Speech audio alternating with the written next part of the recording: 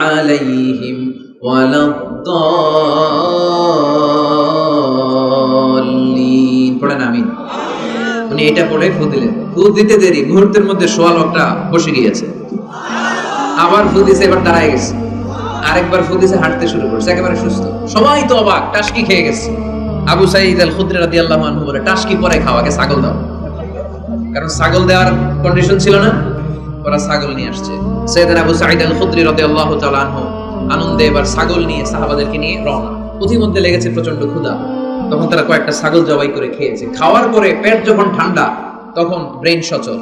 উনি চিন্তা করতে আরম্ভ করলেন, হায় রে, কোরআন দিয়া ঝাড়ফুঁক করে যে ছাগল নিয়ে আসলাম, এটা যে খাইলাম, এই ছাগল নেওয়া জায়েজ হয়েছে কিনা এই মাসালা তো নবীরে জিজ্ঞেস করিনি, কিন্তু ছাগল তো অলরেডি পেটে যায় হজম, কি করা? মদিনাতে যে জিজ্ঞেস করবো। মদিনায় যেই আল্লাহ রাসূল সাল্লাল্লাহু আলাইহি ওয়াসাল্লামের দরবারে যে জিজ্ঞেস করলেন, ইয়া রাসূলুল্লাহ, এমন এমন ঘটনা, ঝাড়ফুঁক করে আমরা ছাগল এনেছি, দেখি জায়েজ হয়েছে?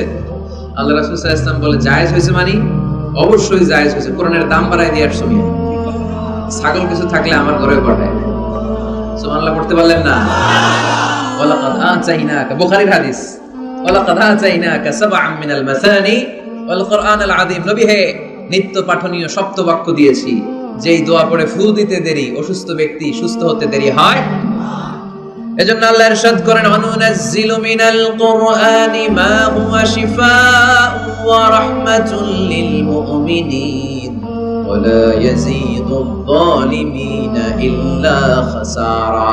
এই কোরআনকে আমি শিফা হিসেবে নাযিল করলাম, এই কোরআনকে আমি রহমত হিসেবে নাযিল করলাম, এই কোরআনকে আমি তোমাদের জন্য হেদায়েত হিসেবে নাযিল করলাম।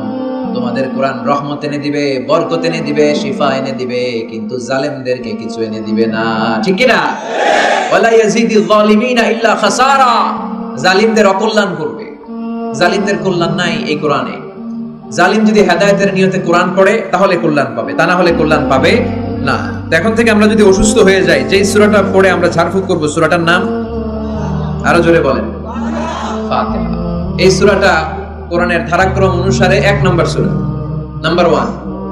কয় নাম্বার? 1 নম্বর। এই সূরাটা মক্কাতুল মুকাররমায় নাযিল হয়েছে, তাই এটি মাক্কি সূরা। কি সূরা? মাক্কি সূরা। এই সূরার আয়াত সংখ্যা 7টি। কয়টি? এবার আমি প্রশ্ন করব, আপনারা উত্তর করবেন আওয়াজ করে। সূরার নাম, ক্রমিক নাম্বার, আয়াত সংখ্যা, সূরাটা মাদানী। কি সূরা? মনে থাকবে তো? আসলে প্রতিদিন এই সূরাটা পড়ি, এই সূরাটার তাৎপর্য কি, মর্মবাণী কি আমাদের জানার দরকার আছে না? কিন্তু আমরা অনেকেই জানি না। জানি আরব বিশ্বে দেখবেন, ওনারা যখন তারাবির সালাত পড়ে, আযাবের আয়াত আসলে কাঁদে। আপনারা কাঁদেন? জান্নাতের আয়াত আসলে দরাজ গলায় তেলাওয়াত করে। আপনারা কি করেন? আমরা করি? করি না। কারণ ওনারা কি পড়ছেন সেটা তাৎপর্য আর মর্মবাণী ওনারা অনুভব করছেন। গত বছরের আগের বছর না, গত বছর আমি হজে শাইখ আব্দুর রহমান আসুদাইসির পেছনে নামাজ পড়লাম। উনি যখন সূরা কুরাইশ তেলাওয়াত করছেন, ফালিয়াবুদু রাব্ব হাযাল বাইত, এটা বলে তিনি কেঁদে দিলেন।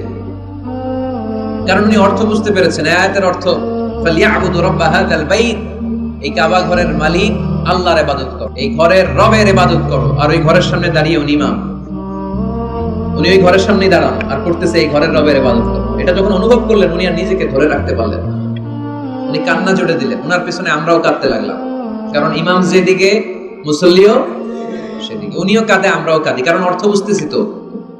আবার জান্নাতের আয়াত আসলে এমন সুরের ঝংকার তুলে তিনি তেলাওয়াত করে, মনে হচ্ছে যেন এখনই উপর থেকে রহমত নাজিল হচ্ছে, ঠিক কি না? আমরা যখন তারাবির সালাত পড়ি, আমাদের কখন যে আযাবের আয়াত গেল, কখন যে জান্নাত গেল, আর কোন দিক দিয়ে জাহান্নাম গেল, কোন দিক দিয়ে ইউসুফ নবীর কাহিনী গেল, কোন দিক দিয়ে আমার নবীর ঘটনা গেল, কিছু টের পাই। শুধু আমরাই টের পাই না এমনটা না, যিনি পড়াচ্ছে উনিও টের পায়, ঠিক কি না? এজন্য আমাদের চোখ দিয়ে দাঁড় দাঁড় করে পানি নামে না, আমরা অশ্রুসিক্ত হই না। জান্নাতের আয়াত আসলে আমাদের মজা লাগে না, কোরআনটারে মজা লাগাইতে হবে, ঠিক কি না? বুঝতে হবে মাতৃভাষায়। স্মার্টফোন ইউজ করেন কারা কারা দেখি? ওরে আল্লাহ, সবাই স্মার্ট তো দেখি, এত স্মার্ট মানুষ এখানে থাকে।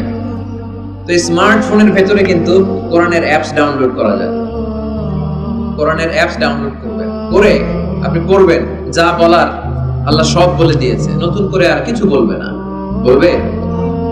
এই কোরআন শুরু হয়েছে বিসমিল্লাহির রহমানির রহিম দিয়ে, বা দিয়ে, আর শেষ হয়েছে যে সূরা দিয়ে, সূরাটার নাম সূরাতুন নাস। ওই সূরার শেষ আয়াতটি এরকম, মিনাল জিন্নাতি ওয়ান নাস, শেষে সিন। বা আর সিন মিলালে কি হয়? বাস। এবার বাসে চড়ে কিশোরগঞ্জ শহর যাবেন। এই বাস কি ওই বাস না, এই বাস মানে যথেষ্ট, বাস মানে এনাফ, সাফিসিয়েন্ট। মাঝে মাঝে এরকম হয়, আমরা খাচ্ছি, আমাদের পাতে খাইতে পারি না, আরো তুলে দেয়, কারণ হুজুর একদিন পাইছে, খাওয়াই আজকে মেরা ফেলবে। আমরা বলি বাস বাস, আর লাগবে না ভাই, আর পারছি না, বাস মানে যথেষ্ট আমার জন্য। তো আল্লাহ বুঝাতে চাইলেন 30 পারায় যা দিয়ে দিছি হেদায়েতের জন্য, বাস যথেষ্ট, নতুন করে কোনো কথার দরকার নাই। চিল্লায় বলেন ঠিক কি না? It's a problem solving methodology, it's not a problem creating methodology. কোরআন কখনো প্যাচ লাগায় না, প্যাচ খোলে। এই যে সুতা দিয়ে বাঁধতে গেলে অনেক সময় প্যাচ লেগে যায় না, এটা কি বলেন আপনারা? গিট্টু। এই কোরআন কি গিট্টু লাগায় নাকি গিট্টু খোলে? সমস্যা তৈরি করে না সমাধান এনে দেয়? সমাধান চাও যদি জীবনে মরণে, ফিরে যাও খুঁজে নাও, চোখ রাখো কোরআনে। ঠিক কি না? পড়েন সবাই। সমাধান চাও যদি জীবনে মরণে, ফিরে যাও খুঁজে নাও, চোখ রাখো কোরআনে। If you want the solution this দুনিয়া এন্ড আখিরা, go back, have a look to the holy কোরআনে। তাই না? সমাধান যদি চাই, চোখ রাখতে হবে কোথায়? নাকি এটিএন বাংলার পর্দায়? আসিতেছে আগামী শুক্রবার, ওই পর্দায়, রঙিন পর্দায়, রূপালী পর্দায়, যেই বইয়ের দিকে চোখ রাখতে হবে, বইটার নাম কোরআন। কোরআন, প্রিফেস অফ দ্য বুক। মানব সমস্যার সমাধান, সব কিছুর সমাধান এই সূরার ভেতরে দিয়ে দিয়েছে কে? এজন্য নতুন করে আল্লাহ কিছু বলবে না। এই মোবাইলের ভেতরে কোরআনের অ্যাপস ঢুকাবো আজকে আমরা, আজকে, কালকে না, কালকে ভালো হয়ে যাব, কালকে ভালো হয়ে যাব, কালকে থেকে নামাজ শুরু করব, এরকম অনেক কথা বলতো। এরা আজকে কবরে শুয়ে আছে, এদের জীবনে কালকে আসে নাই। আমরাও তাদের মতো এই লসের খাতায় নাম তুলতে চাই না। আমরা ভালো হব কবে? এই মুহূর্তে। ঠিক কি না? আমরা আজকে থেকেই যেন মোবাইলে কোরআন, বাংলা আল কোরআন ডাউনলোড করে নিই এবং প্রতিদিন একটু একটু করে কোরআন পড়ব। এত ওয়াজ নসিহত, এত তাফসীর, এত হাদিসের ব্যাখ্যার দরকার নাই। আমার এই কথাটা ঠান্ডা মাথায় যদি আপনারা মেসেজ হিসেবে রিসিভ করতে পারেন আর পকেটে করে একটু বাড়ি পর্যন্ত নিয়ে সবাই শোনায় দিতে পারেন, দ্যাটস এনাফ। আজকের মাহফিল সফল।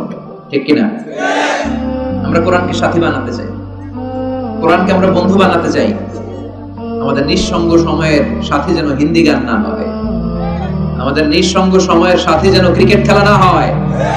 আমাদের সাথী বানাতে হবে কোরআন। আজকে থেকে প্রত্যেকের মোবাইলে আমরা কোরআনের অ্যাপস ঢুকাবো। স্মার্টফোনে আমাদের কোরআন থাকবে। কি থাকবে? আর প্রতিদিন 1 আয়াত, 2 আয়াত, 3 আয়াত হোক, আমরা কোরআন পড়বো। আমরা যখন এয়ারপোর্ট পাস করি, দেশের বাইরে যাই, লোকজন দৌড়ে আসে, এসে বলে হুজুর কোরআনের কথা শুনে পরিবর্তন হয়েছে, আমি আপনার কোরআন ক্লাসের ছাত্র। ওই দিন এয়ারপোর্টে পুরো ফ্যামিলি, বাবা মা, ভাই বোন, ছেলে পেলে এসে বলে আমাদের পুরো ফ্যামিলিটা আপনার তাফসীর ক্লাসের ছাত্রছাত্রী। আলহামদুলিল্লাহ ওয়া শুকরুলিল্লাহ, লা ফখর, লা ফখর, কোনো ফখর নাই এতে, শুকরিয়া একজনের। তিনি কে? তাহলে প্রতিদিন কোরআন পড়বেন তো? সূরাটার নাম সবাই বলেন, আরো জোরে। আয়াত সংখ্যা